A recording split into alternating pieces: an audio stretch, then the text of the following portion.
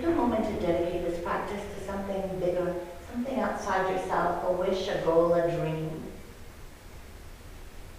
And begin, please. Inhale. So elbows go up, chin down, all the way up. Suck your stomach in, elbows up towards the ceiling, full lungs.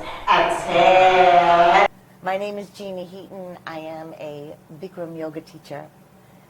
And I am absolute living proof that no matter how badly you mess up your life, there's always a way back.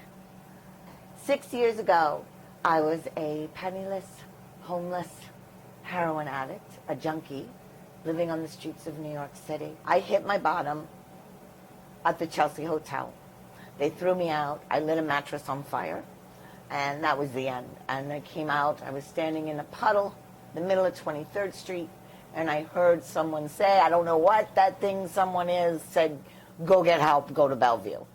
And I listened, and I did.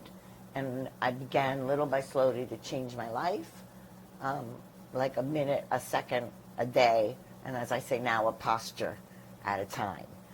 I had started to take an acting class at Michael Imperioli's Studio Dante, where I had met the artistic director there named Francine Volpe. And she suggested that I take her playwriting class because I always wanted to write a play. So I got into her class, and one of the only notes she gave me was that I had to take Bikram yoga. I had no idea what that had to do with my play, except now I do. She bought my first 30 days at Bikram Yoga Manhattan with Raphael, and I met Raphael the first time. He was my first teacher. She came in with her body covered, completely covered, and as you know, this is Bikram yoga, so we often encourage people to, wear shorts and, tops that are allow you to sweat and allow you to move. She did not do that. She came in with long sleeves and long pants every day. And so I was curious as to why that was. And because I was wearing long sleeves in class, it's 105 degrees and I'm wearing long sleeves. And I said, I need to, work in a camisole because I'm embarrassed of the way I look. And he said, once you see the truth about yourself in the mirror is only then when you can begin to change it.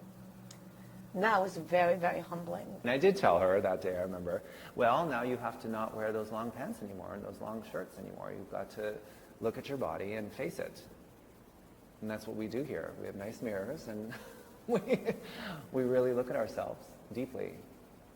It's so funny. I was practicing Bikram yoga all along, not having any idea. I mean, hearing, of course, in class, teachers talk to me about the medical benefits, but not having any idea that Bikram yoga is the yoga for chronic illness and disease, of spiritual, mental, and physical.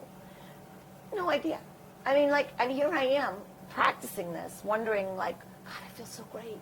I'm healing from the inside, knowing and getting it, but not realizing that it really is it's kind of like the last stop house, what is that saying? The last house on the left. Bikram yoga, if you're like the last house on the left and every doctor's told you they can't help you, this is where you got to come. But on me, I tend to wear my trials and tribulations from my past all over me, thinking everybody knows.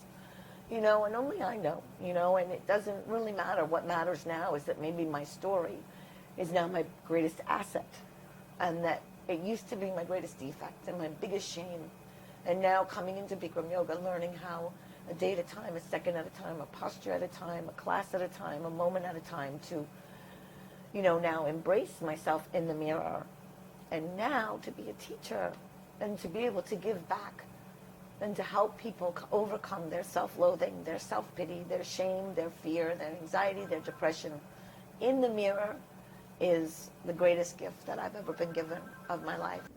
Seeing her every day is just a total inspiration because I know now where she came from, and there are people out there that have hit rock bottom, and there's no light at the end of the tunnel for them, and they don't see any kind of it's done.